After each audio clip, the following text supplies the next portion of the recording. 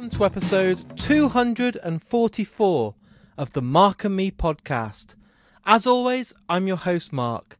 Now joining me on today's episode is a huge guest. If you're a fan of the band Him, or you're just a good fan of solid, great music, you will know this guest. I'm joined by Valo. Yes, he's joined me today on the Mark and Me podcast, and for me this is one of my favourite interviews this year. We get deep, we talk all about his solo project, his times in Him, the UK tour next year, his brand new album which is out next year called Neon Noir, the download announcement, and so much more. It's absolutely amazing, and that interview will be coming up in just a couple of minutes' time. But before we get there, let's touch base and talk about my last episode. On episode 243, I was joined by the film director, Philip Barantini.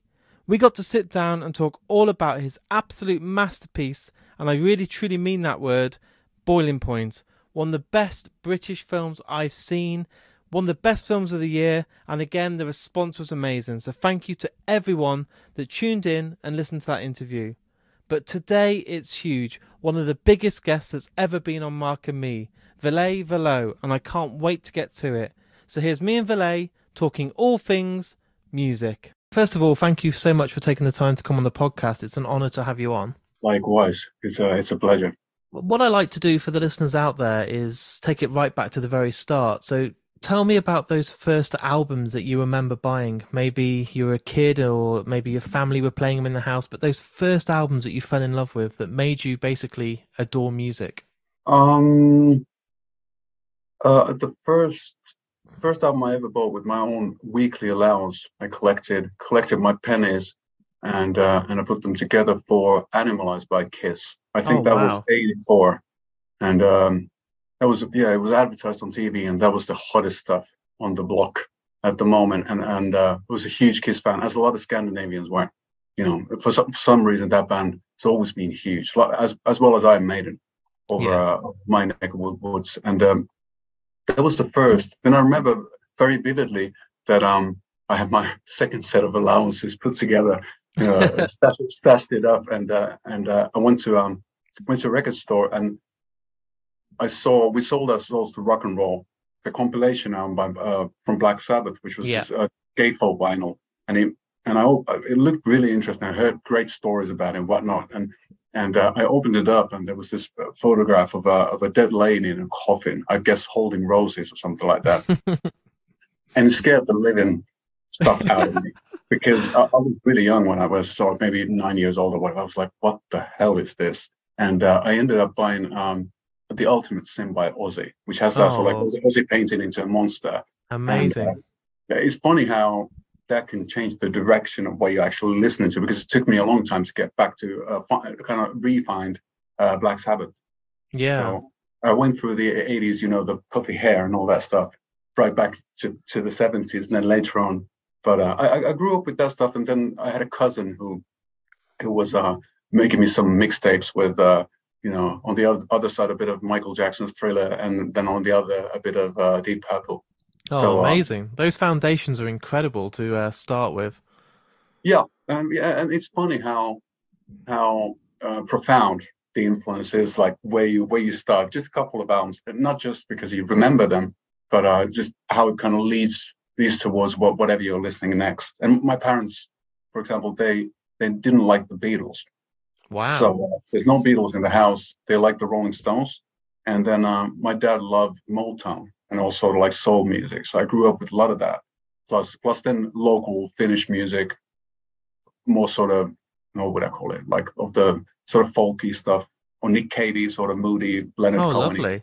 What a nice mix! What a collective mix. Well, I mean, it shouldn't be like that when you're liking music. It should be a varied set. It's the same with food. Yeah, the biggest plate of all the different starters and the side dishes, and even though we know pizza is the best, it doesn't work. Like we can't eat it every day. You need to sort of like take a breather from your mother to appreciate it again. Yeah? I love it. And what about when you first went to see a band live? Because that's when it changed for me.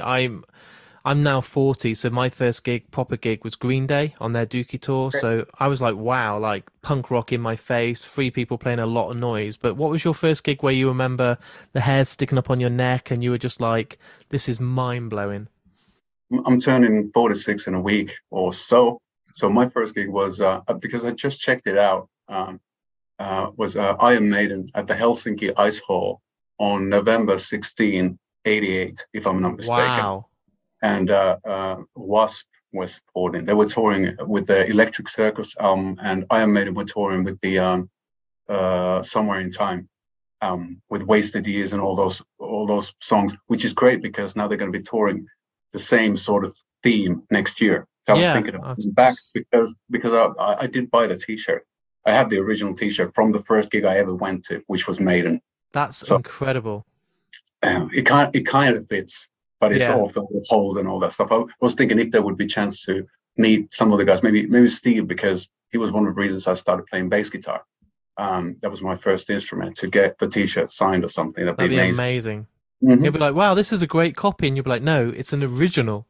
Yeah, indeed, it's the real thing, the real deal. And I've actually worn it on an occasion. It doesn't, well, I've changed a bit, but not that. I mean, it suits me fairly well.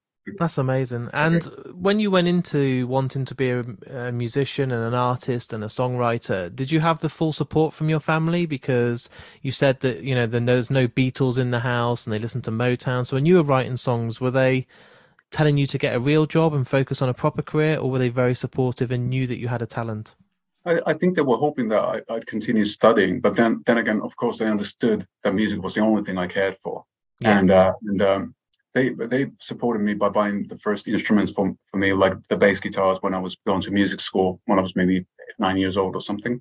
And I think the biggest thing was that I quit school around 17 or so, and my dad helped me out with my first friends, so I was able to actually live on my own in a really small flat right when we had formed him, and only to concentrate on the music. I remember the rest of the guys in the band, they had to work all sorts of menial jobs, and it's tough if you want to build a world, create your own little sort of fantasy land, which a good rock or a metal or whatever band should be.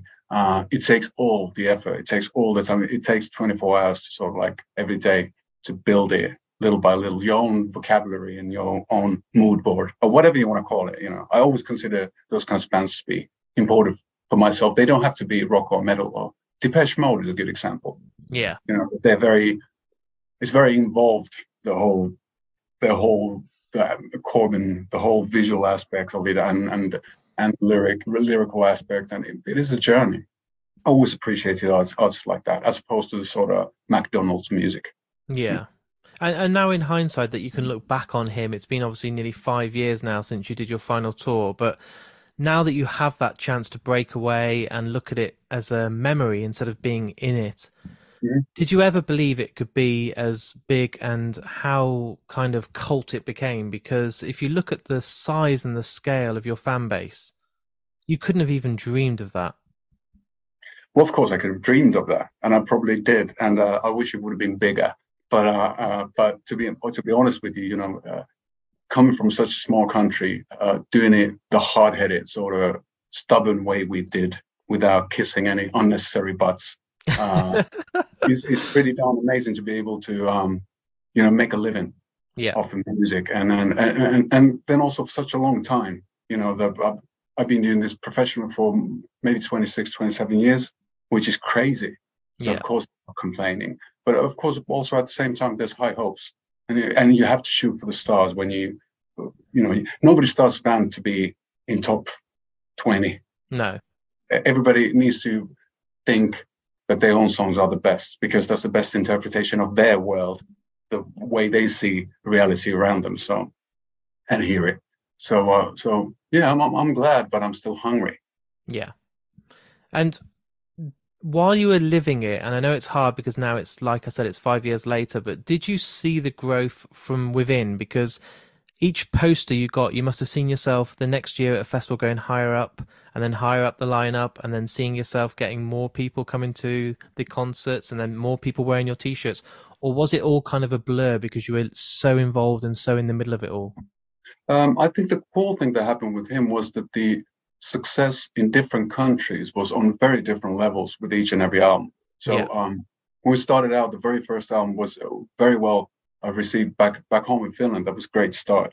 Then the next one was huge in Germany, and for whatever reason, we ended up having a pop hit. We were in the kiddie pop magazines and doing top pops every other week there. And while I remember, yeah, actually, I think it was 2001 or so, we played our biggest headlining concert in Germany. Was maybe 8,000 tickets sold. It was sold out. It was a massive place for us.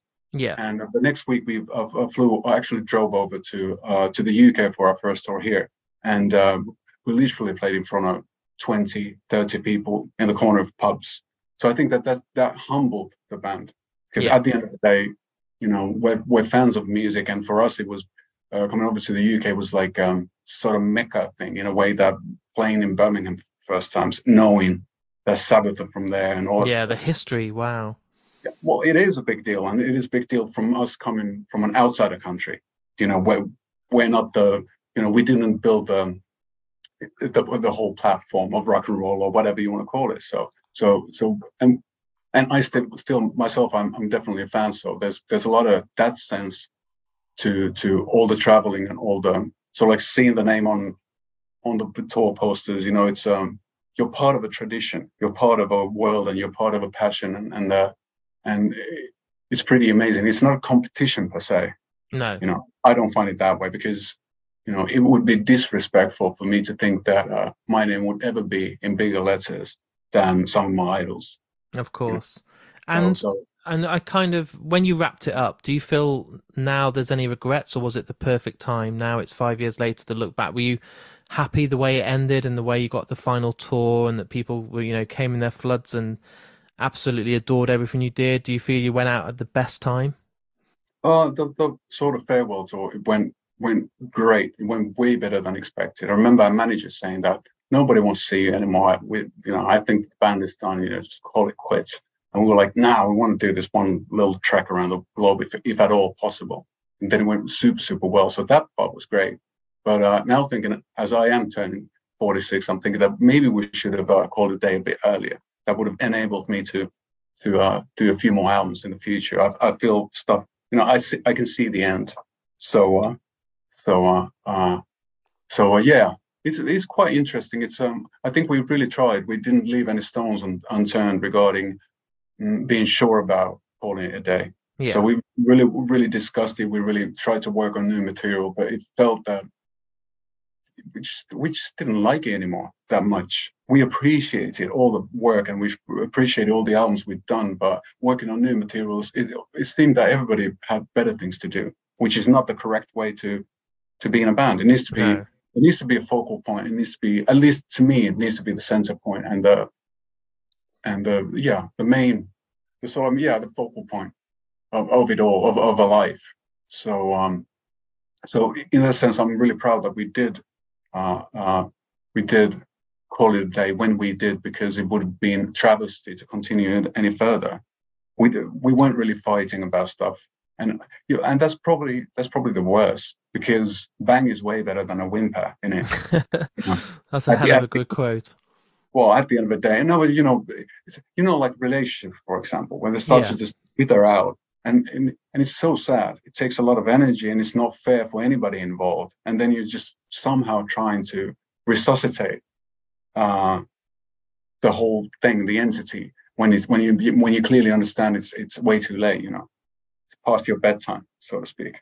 So when it happened and it all went, obviously we're looking back now a few years, but you said you still had that itch, you still wanted to carry on. Did you want to give yourself a certain amount of time to not tour, to not go out there and do press? Did you just want to just basically take some time out just to not do the band life?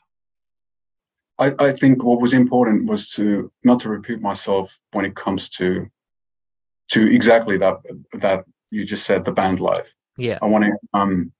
I did a project in Finnish, like we sang some 70s Finnish pop songs with a band that's been around forever called The Agents. So I did an album with them. We toured I've recorded the album and toured in 2018 and 2019. So I kept myself busy. I wanted to do something in the realm of music because that's still my lifeline. I couldn't imagine my world without music. So it was cool to do a musical 180, do something that's very different and very challenging, and especially that particular band. It's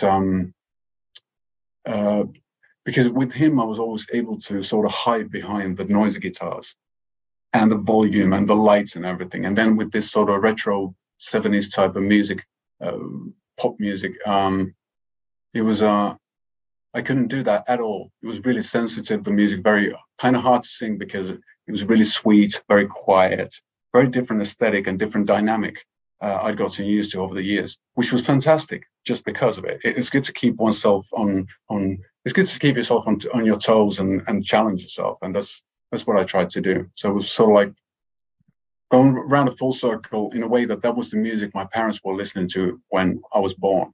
So that's the mother's milk stuff. And then, but a year of that was definitely enough.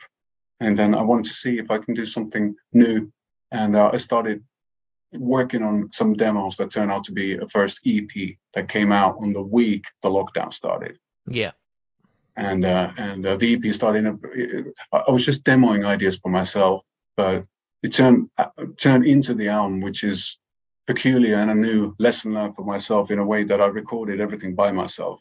So I pressed the record button and I played all the instruments. Wow. And so I engineered and produced it myself. And then Tim Palmer, producer, engineer, and mixer, mixed Neon Noir and helped me out as well, being a sort of a co-producer. So, we discussed via email mostly during the lockdown. We discussed the finer aspects of record making. Basically, him just telling me, when I was too sort of far away from the essence or getting too lost in the woods. Yeah. Because that's really easy when you're working by. I've never worked. I've always worked on the ideas of the songs in solitude, but not the whole full production. So it's really hard to sort of understand when something's ready, when it's good enough, when you shouldn't add, when you should take away. So it was an interesting process for a sort of old dog to do something from a very fresh perspective. Did it feel like a challenge because you were so used to a number of personalities being involved and different people wanting to get their ideas across in the studio, and you were kind of probably battling at times about what makes the song right, and less is more, but sometimes people want to get their voice heard. Was it nice just to strip all that back and it just be yourself and your producer? I think it was exactly the same with all my multiple personalities. You're battling against yourself.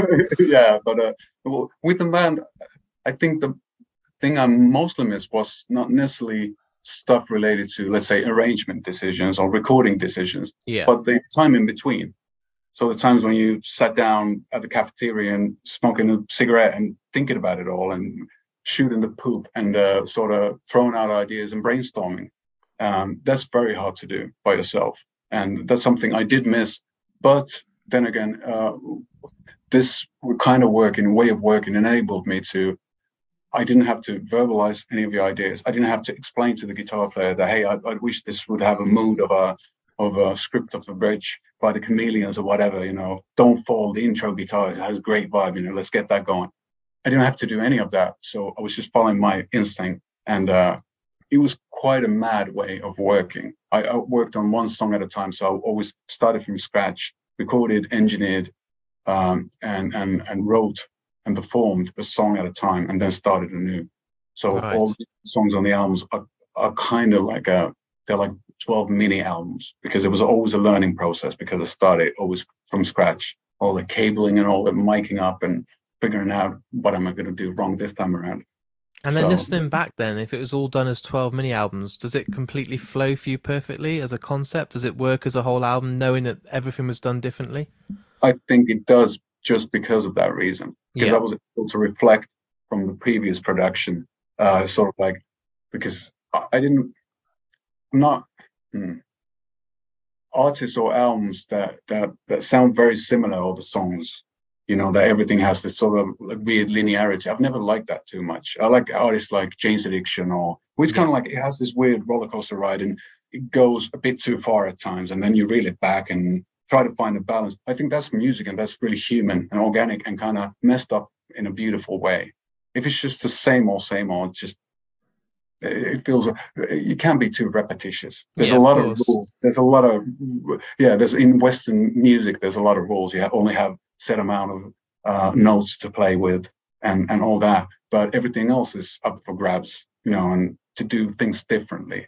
So I thought it was a great way of working, kind of slow. But then again, as it was a learning process for me to do the more technical aspects as well, it was a healthy way because I kind of like every song was um, of me trying to convince myself that I can better myself, plus that I can make it happen because it's not a given, the sort of that you can all of a sudden make a full song happen. It actually comes out of speakers and it sounds like a band playing, and there's guitar, there's all the stuff you need and required in music, and it's pretty special. But then it felt very intimate, and and Definitely. and that's something I hope that maybe resonates somehow out from the album into the listeners' ears as well. That there's something endearingly messed up about the whole thing. It's wrong in all the right ways because that's how I like my music. Perfect is terrible. We're always looking for the sort of like the perfect imperfections or the Yeah. beauty marks. That's what sets us all apart, us musicians. So it's a constant journey, and it takes a while. It was what I find the most exhilarating thing about this whole operation was the fact that how making music can feel so fresh after all these years. How like relearning and refining all these little tiny nooks and crannies of musicality, how exhilarating it can be. It's crazy and it's fantastic because it's always been the lifeline. It's been my only hope. You know, so I'm glad that I could make it happen, and we are again.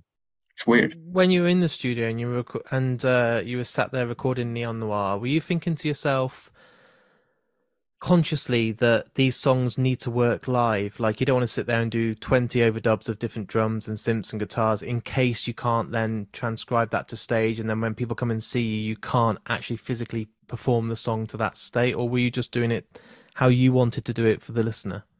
Yeah, and for myself. Yeah. So it needs to be, I think, full blown Beach Boys Yeah. on a bad trip and too much Too fuzzy much guitar. acid. Yeah, indeed. Added to the proceedings, but no, I've never thought. I've always thought that bands like, let's say, Black Sabbath, are a very good example in that their albums are very different from how they sounded when they played live, and I think that's the beauty of it because when you're playing live, it's more raw and it's more in that moment, and the ear candy, so to speak, can be wondrous. I love wonderful sounding albums and the sort of like they create a world of their own, that sort of fantasy land of sound and rhythm, and yeah, it's and I never thought about playing a single track live when working on an album, and I never really did when we were working with him either, because we thought that that's not a good. You'll always find a way how to perform a song a way that it works live if required, but it's cool when there's a lot of like two drum sets playing at the same time and gazillion synths and a million vocals and all sorts of weird stuff because I grew up with the Queen and listening to all sorts of weird stuff. So I find it interesting. I found I find experimental albums. I'm a huge fan of Jethro Tull and Yes and all that proggy stuff as well. So I think an album at its best can be a soundscape from somewhere else. It sounds it's a sound of the other in Yeah. essence, and I find that really exhilarating. Of course, there's exceptions that prove the rule. Some really direct, AC/DC sort of stuff. So it's very balls to the walls and in a perfect manner. But that's the cool thing about and the lovely thing about music in general. It goes always both ways, and on so many different levels that I'm sure that everybody will find something that does satisfy their curious fetishes. So have you got a different mindset now going into next year's tour? Because there's a hell of a lot of dates already announced. Some of them have already sold out, which must blow your mind because, the album's not even out yet. But you've got a hardcore fan base, especially the hymn fan base that will, want to support you, be there. But does your mind change because it's been so long since you've gone out there and sang and seen a crowd, and the world's gone back to normal now from lockdown when you couldn't even go out there and play shows? Do you feel kind of nervous and worried about, God, is this crowd going to like these songs or not? The only thing I can do is to sing them as well as I can Yeah. and look good while doing it. So, and that's not an easy feat. It's a hard task. I need to, get my chops together on both sides. But of course, I'm nervous. I think a healthy amount of butterflies is Yeah. required to do what I do. And there's only been a few times in my life when I haven't been nervous before a gig. Usually, those gigs are the worst because it means your heart and your soul, or whatever you want to call it, is not you're not really into it. So I think it's important. I'm excited about next year, especially for the reasons you mentioned, that there are in a lot of places the gigs are being sold out, and a lot of things. It's unbelievable that after all this time, there's people actually interested in hearing what I can offer, next year, and I'm sure it'll be good. And I do understand that most of the people, maybe 99.5%, will be people who know me from him and know that material. So of course I'm trying to be the good entertainer I am, and playing the half set will be him numbers as well. So it's going to be zigzagging between the past and the present, and I think it works. Yeah, I think it works nicely because songs like the new one, Echolocate Your Love, and we're playing Rip Out the Wings of a Butterfly right after. They work really well together. There's been there's 20 years in between, but with a new band, and it's the essence of the music, the core of the music is very close. They resemble each other very closely. I was kind of weirded out by that, since I thought that now it's a clean slate and I'm going to work on my solo thing. I thought that it would find its way to be somehow very different. So finding myself in sort of similar place was quite life affirming, in a way that it meant to me personally that I've been right all along. I wonder when you go out there on stage now, because you've got the hymn fans there that will support you and want to hear those songs. It's such a good opportunity to build a new fan base as well for the younger generation that might not know him. Your music could touch them, and they might not then go and discover him because of this solo act, which would be surely a dream come true if people come to see you for you. Indeed, but it's that's sort of I've never understood how an artist can build a fan base.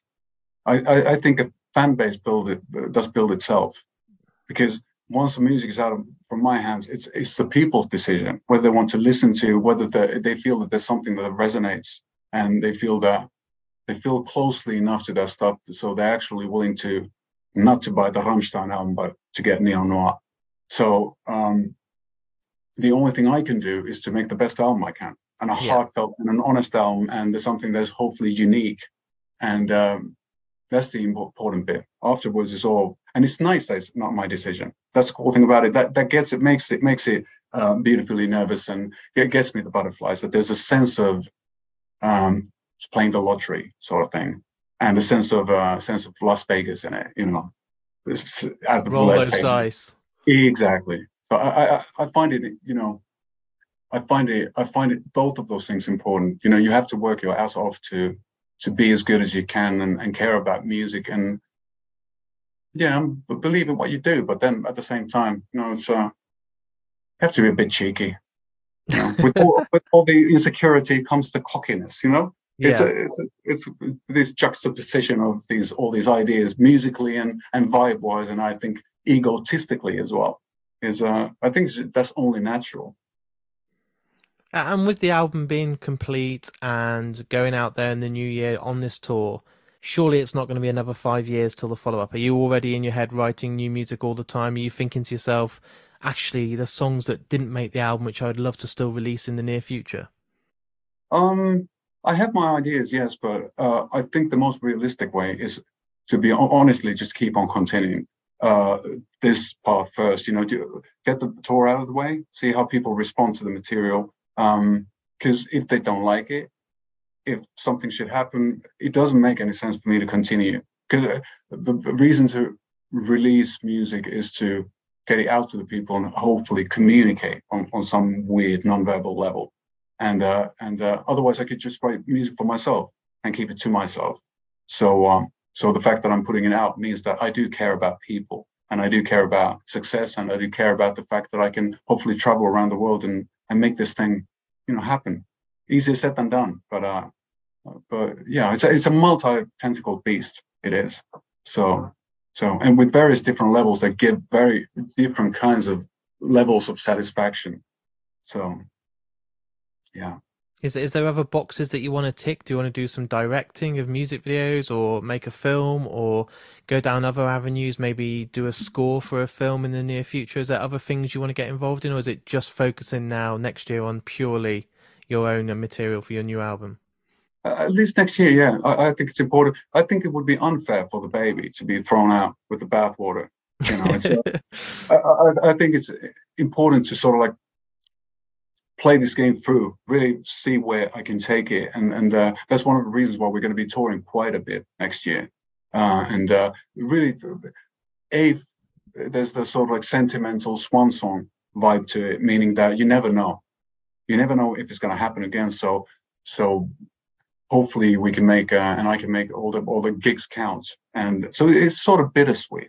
But then again, it does fit my kind of music to keep it bittersweet, and it has to be emotional. Otherwise, there's no reason to do it. But all the acting stuff, and I don't understand why all of a sudden musicians think that they can do other things. There's only a few Da Vincis, people who can actually do various genres of the creative arts or whatever. And I've always put all my energy into music because music itself is very special to me. Not just creating something in general, but music and the world of a band or a project. The Iron Maiden thing. Of course. I have the heartagram, the symbol, and that's my world. I'm not a director. I don't know. I've never done it, so I'm way too old to do that sort of stuff. Start learning new tricks now. I'd rather try to learn little tricks involved with music. I think that's because I can always become way better songwriter and try to translate the feelings into melodies and rhythms in a way that hopefully permeates deeper into the soul of the listener. That's a never-ending task, and it doesn't have to do necessarily with talent. It has a lot to do with luck and being there for the right moment to sort of like have your antennas up and get the right messages down. So it's a lifelong process, I think. And my final question for you today, and I ask this to everyone that comes on the podcast. I've done over 230 episodes, but everybody gets to choose the last piece of music that's played on the episode. So it doesn't have to be by yourself, but musicians and artists and people in bands, I think, struggle because you've probably got 5,000 songs in your head that you love. But what's a lovely song that you would love to end today's episode on? So after this interview is all edited and it goes out there for the world to listen to, that final outro piece of music is basically very personal because you get to choose it. It should be personal, but it should be also, I think, a doorway to the future, and also what we discussed. I did jabber on about my love for music and the sort of like how much it means to me, and realizing that I think the sort of like when you hear a song that you can't get out from your head, that is where it all starts from. Definitely. And for me, one of the later, the latter songs I've heard in a while was this band from London called Zetra, Zetra, and they made a cover of an 80s kind of like indie song called by a band called Mummy Calls, and the song is called Beauty Has Her Way, and the song sounds like a mixture of Type O Negative meeting Cocktail Twins in some sort of like beautifully lo-fi way. And the band looks amazing. I've never seen them live, but it's just two guys. The other guy plays synths. He has a mullet and he has black metal makeup. And the other guy has this wispy, long blonde hair, has black metal makeup, all the spikes and everything to prove it. And then a guitar, and that's it. They have some like TV screens on stage. It's such a weird band. But those kinds of things make me believe in rock and roll and music in general. That all of a sudden, out of the blue, comes this weird concocting combo of weird people doing weird things. And that's what music should be all about. And they'd be rocking my world now. So it's amazing. What I love about this, some people pick like a classic, like, oh, I'll pick Led Zeppelin or the Beatles, but the fact is now I'll go and check this band out, and I'll be ended up going down this rabbit hole, listening to loads of new music, and now I'll discover probably one of my new favorite bands. So I love when someone brings something new to the table. it's a good rabbit hole to have. Yeah, it sounds a good one. I like the concept, and if I get to see them play, I'll try and get there as I've soon heard as I that they, can. yeah, I think they've just been signed. I'm not sure by whom, but it's like this upcoming thing. They had like, most of the music was on SoundCloud before. Yeah. They have a lot of stuff on now on all the streaming platforms. I'm not sure if they've released anything physical yet, but it's just so different. And that cover reminded me of Summer Breeze, the song originally by Sills and Crofts, that Type O Negative covered on their album Bloody Kisses back in I think '93, and then through that it reminds me of him covering Wicked Game and kind of learning our identity through a cover tune. And I think that Zetra are doing the same thing. They're finding something new and beautiful, sort of bringing together the past decades in sound and in lyric. I think it's beautiful. I really appreciate your time today, and I'm going to make sure that I come to one of the UK shows next year, as Please well do. as Download. I saw you got announced this week for Download Festival, so I Yeah, can't wait yeah. because that lineup is insane. You've got Slipknot, Metallica, Bring Me the Horizon, Ghost. The poster's insane, and as soon as I saw your logo, I was like, "Oh, amazing! I'm going to get to see you in Cool. Yeah. a big Yeah, field with thousands of people." So Download's always been nice. It's the quality of the festival, of the performance, has always been, over the top. So yeah, it's a great opportunity. I remember actually a little sort of like story about Download was the last time around him played there. I remember it was a second stage or something, and I wasn't really feeling it or whatever. I was having a hard time with my in-ear monitors or something. And then I was looking at our monitor mixing guy, and there was Tony Iommi wow, checking out Gig Out. And I was like, pinch good me. on all levels. And that was amazing. And Yeah. that stuff only happened at Download. It's like meeting of generations and putting together all sorts of different aspects of music of the noisier kind. I love that. So yeah, it's a great joint. Amazing. Well, I hope the rest of the press goes well. People are going to love your album. I've got an advance copy. I listened this morning and I love it already, but I'll need to give it more time and continuous Yeah. plays. But thank you so much for coming on the podcast, and I really do appreciate your time. It means the world. Likewise, thanks for having me. So there it is. There's my interview with the absolute genius, Ville Valo. One of the best guests I've had on Mark and Me, one of the biggest names, and just an absolute honour to be able to say that I've had him on here. I'm a huge fan of him. I'm a huge fan of all the music he's written, and I think he's just an absolute genius. And I'm so glad that we get to see him in the UK next year touring with his new solo band, and I think it's going to be amazing. If you get a chance, please go and check it out. You will not be let down. If you're going to Download Festival, go and check him out. And as I said, there's the brand new album coming next year called Neon Noir. I've been lucky enough to be sent an advance copy, and it's been incredible. I've had it on rotation for the last couple of weeks, and I can't get enough of it. So when that comes out next year, get on it and let me know what you think. If you've enjoyed today's interview, all I ask is that you share it. It costs nothing to do, and all the links are on markandme.com. If you're a fan of Facebook, then like the episode and hit that share button. If you're on Instagram, why not put it as part of your stories? And if you're on Twitter, it's even easier. Just hit the retweet button. It then gets people on your timelines to see this podcast that might then jump on board. They could be a huge fan of him, and then suddenly they're listening to Mark and Me each and every week.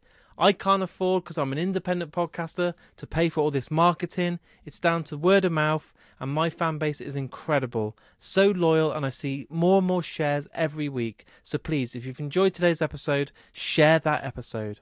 Also, to help with the running costs of Mark and Me, to host the podcast on stuff like Amazon, Spotify, Apple Podcasts, and all the different directories, I do have a Patreon page. The link is on markandme.com, and all I ask is you support me by either paying £1 or £2 a month, and for that, you get some incredible prizes thanks to my friends at Richer Sounds. You get a badge for saying thank you to signing up.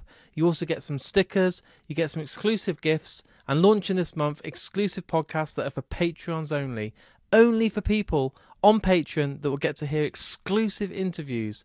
And you'll also get the couple of episodes each and every week that everyone gets from Mark and Me. And you can do that on the link on markandme.com. It really helps and all goes back into the running of the podcast. I'll be back in only a few days' time with another brand new episode. I really hope you've enjoyed this episode as much as me. But until next time, look after yourself, take care, listen to Ville, and I'll speak to you all very soon.